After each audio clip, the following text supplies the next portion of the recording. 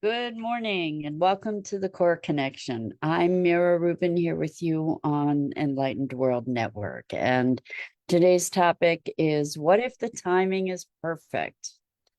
We push the river all the time, right? We are impatient and we want what we want when we want it. And life often has a different timeline in mind, and that can be maddening and frustrating. And we rail against it and push and strain. And what would it be like if we could learn to better flow with the wisdom of life, letting our opportunities unfold when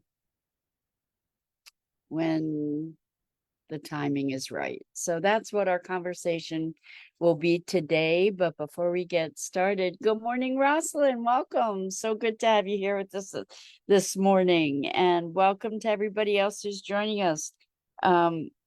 Let's we're going to talk about perfect timing today.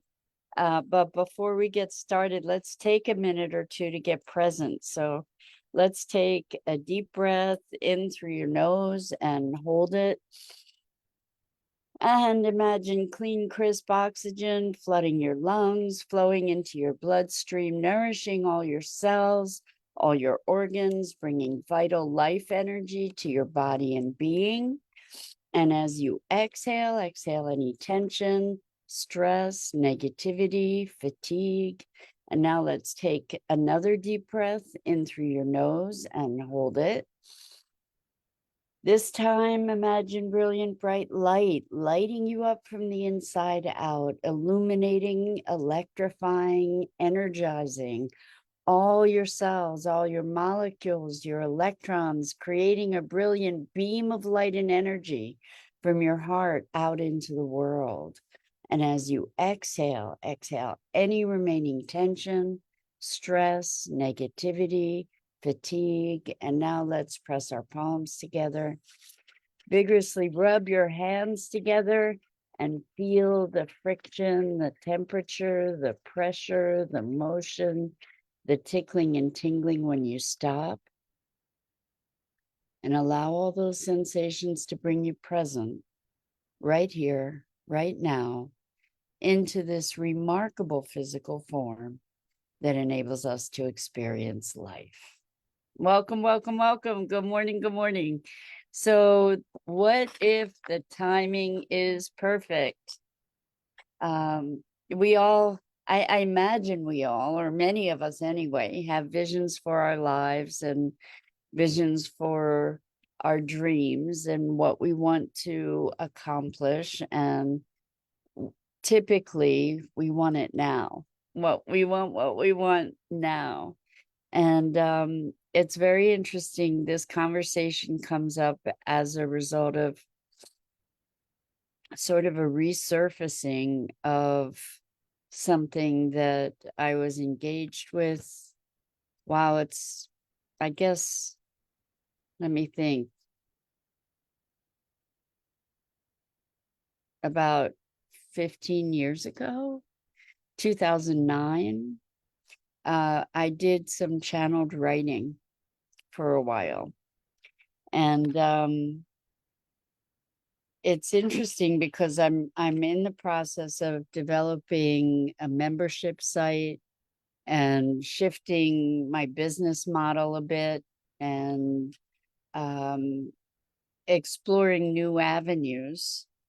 And what what came back up is this channeled writing that I had done so many years ago. And I was talking to a client about it, and I went to the website, and the website was gone. It wasn't up.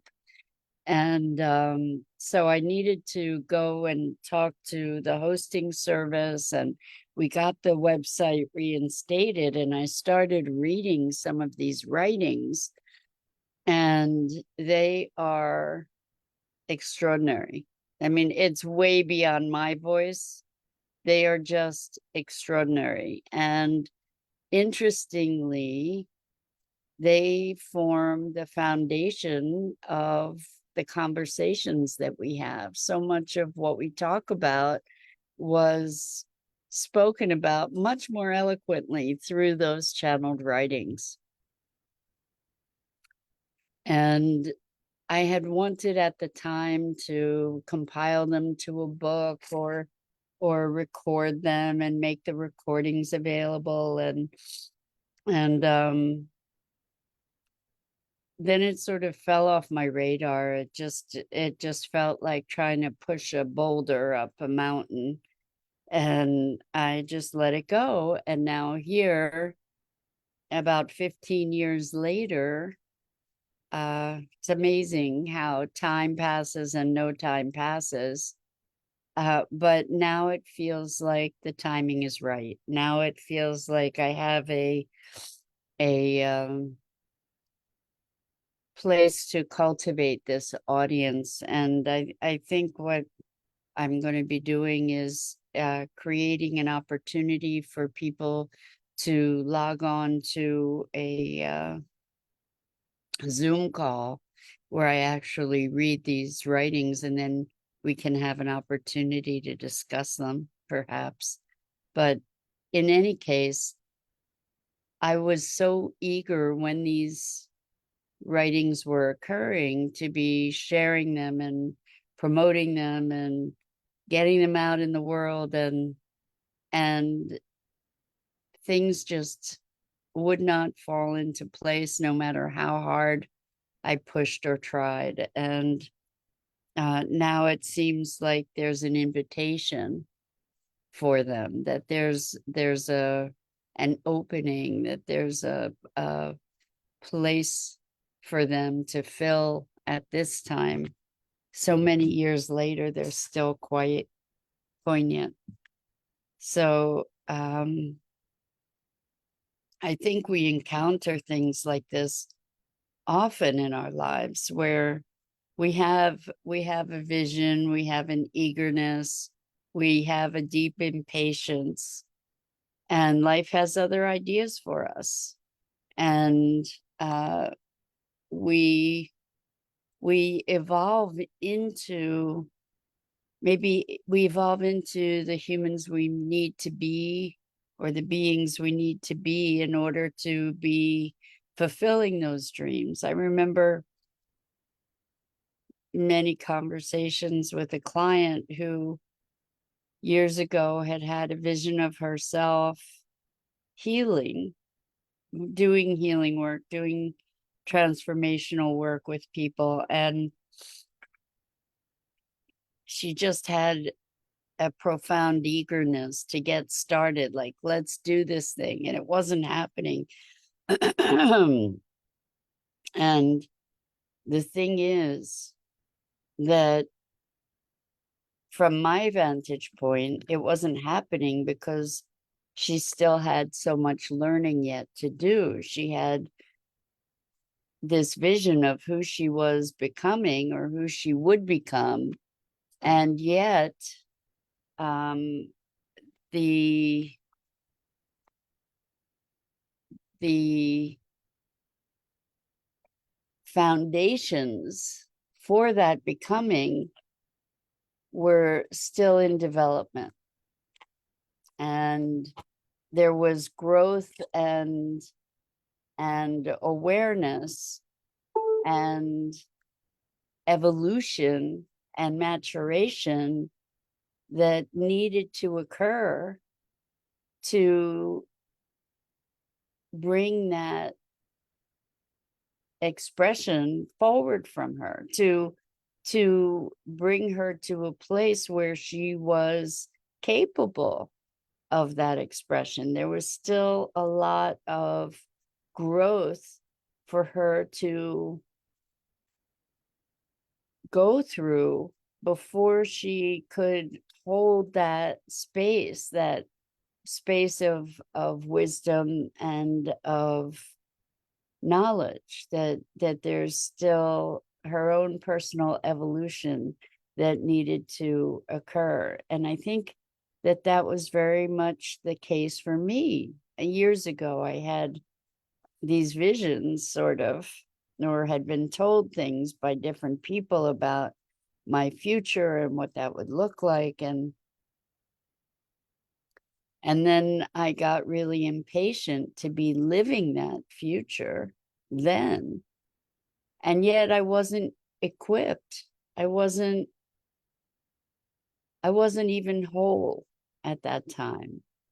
I was struggling in so many ways to understand life, to integrate myself, to in that to heal, to dissolve old wounds. So and to come into wholeness. So the vision was there, the desire was there, the predictions, whatever, were there from others, but I didn't have the resources yet.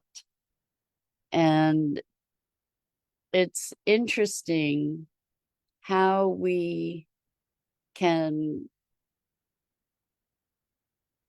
dismiss the experience of life when we're going through it in favor of something that we're imagining for ourselves in the future. So we can we can very readily invalidate this moment in favor of a future moment where we get tremendously impatient and as a result dissatisfied or discontented with life unfolding at it in its wisdom and at its speed.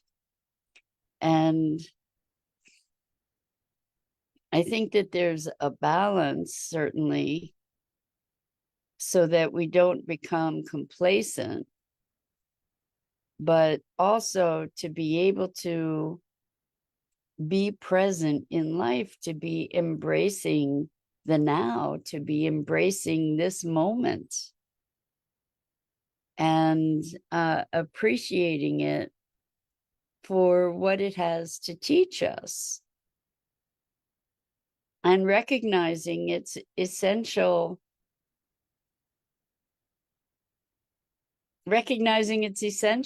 like we cannot get from here to there without what's in between. And it just made me think of one of my favorite books of all time, A Wrinkle in Time, where they talk about a tesseract, where we say that the quickest way to get from point A to point B is in a straight line, but this idea of the tesseract was to bring those points together and then just to walk from one point to the other instead of traversing that distance. And I think so many of us want to do that in life, and every now and then we have a revelatory moment that sort of transports us, but then there's all the time that it takes to catch up, to deepen the understanding. And from what I recall, and this may be a faulty remembrance, but what I remember reading about Einstein was that he had these revelations. He had this flash of genius, of insight, that he then spent a lifetime trying to validate. And in other words, to grow into it. And I think that we have these inklings of who we are, who we came here to be. And there's this eagerness to be that now without doing the work, I guess, without having to go through the learning process, the 10,000 hours that brings us to mastery. We want to just be there. We want to skip the hard part. Like let's skip the time in between as if that's a waste, when in fact that's the journey. We want to arrive at the destination without the journey. And it is about the journey. The whole thing, including the destination, because once we arrive at the destination, then we need a new one, right? It is all about the journey. What's that saying? Life happens while we're busy planning, or this is not a practice life. This is the real deal. Like, we get to be living life through all the moments, and they all contribute to who we are and who we become. And that includes the moments of pain and anguish, the moments of shame and hurt, the moments of joy and love, the moments of transcendence. All of those moments are part of this remarkable, extraordinary experience that we call life. And I think it's very easy, especially in our culture, to be oriented toward getting somewhere, doing something meaningful. And the thing is that we create our own meaning in the long run, in the long game.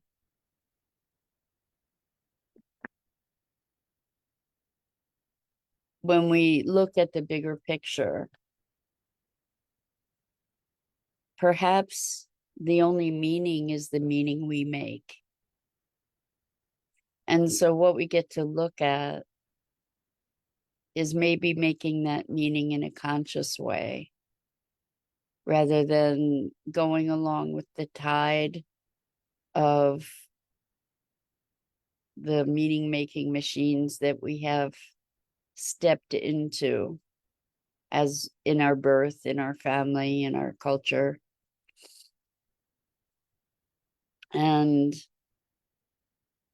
create a new model. There's so much crazy that we just accept as norm. Just take war, for example. Take weapons, for example.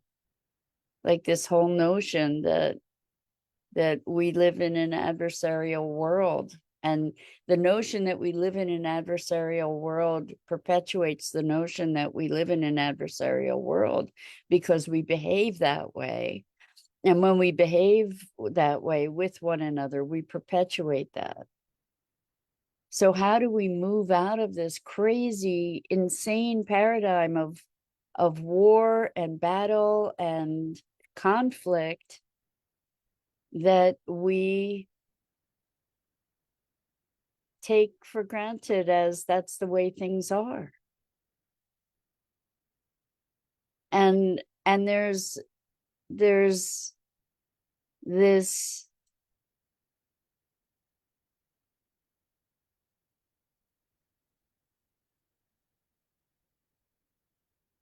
I think there are passages of time. I think there are passages of evolution where we move into, just like in personal evolution, right? We have to go through all the stuff. And maybe the timing is perfect. What if it were? What if we could allow that the timing is perfect, and all these changes in the world that we're so eager for, that we're so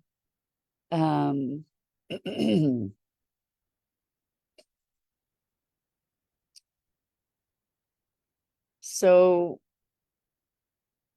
frustrated by their lack, that we had an expression in my family, chomping at the bit, like a horse chomping at the bit to be able to run, and feeling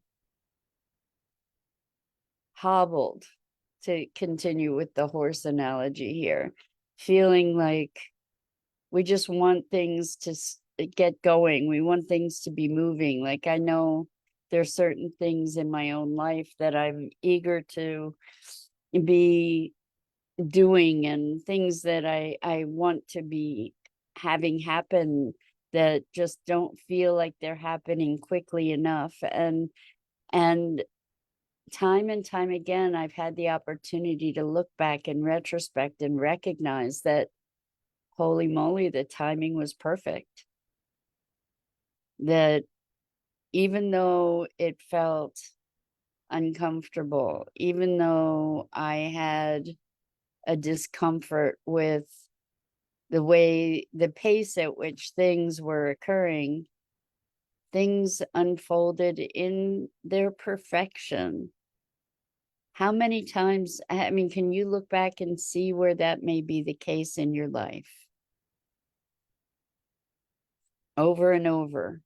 As much as we may have railed against it, as much as we may have struggled and fought for things to be different, the way that things unfolded just had their perfection about them.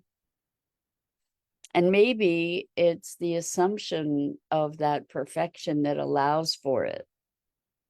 And see if you can wrap your head around that possibility, that by assuming perfection, assuming the perfection of the timing, that in fact we then can recognize its perfection. When we go back and we regret, and we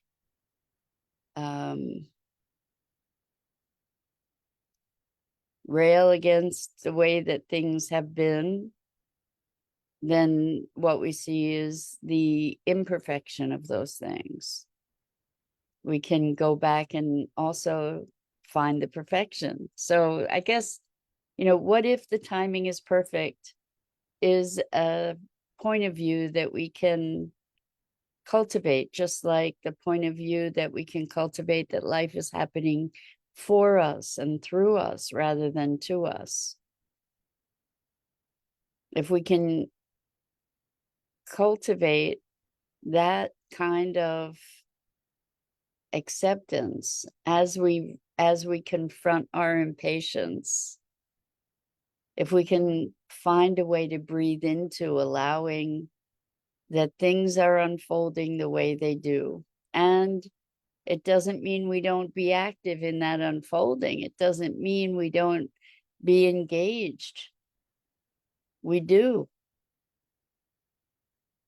And we direct our energies. But what if we can direct our energies in a way that there's greater flow, that there's less resistance? We spend so much energy on resistance and trying to make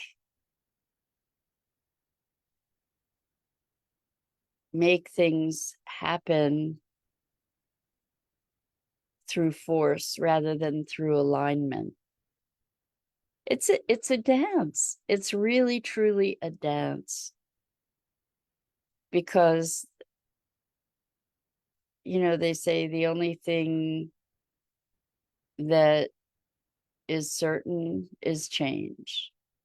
And maybe the only absolute is that there are no absolutes.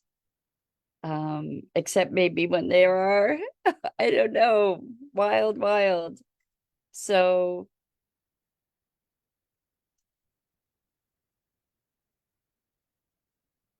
if we can allow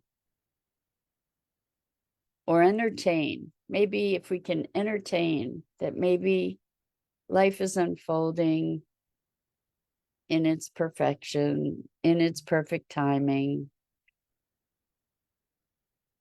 then our experience of life can be focused, or our attention can be focused more on the potentials arising rather than the opportunities that we have decided were lost. And that we really do get to craft our vision and create anew. And part of that is allowing that maybe, or entertaining the possibility anyway, that maybe life actually has its own wisdom that guides us in our own growth and expression. And it doesn't mean be complacent and let things just happen, but rather engaging in the dance, to be dancing with life instead of trying to control it or railing against it, but to be dancing with it as a collaborative partner. So that's it for today. I'm Mira Rubin. This is the Core Connection. And I go live here each weekday morning at 9 a.m. Eastern on the Enlightened World Network Facebook page and YouTube channel. And I invite you to please like, follow, and share Enlightened World Network and me. The links are in the description. And as always, it is a deep, deep pleasure and privilege to spend this time together musing on what it is to be human and just exploring what it is to be alive. So until next time, so much love to you.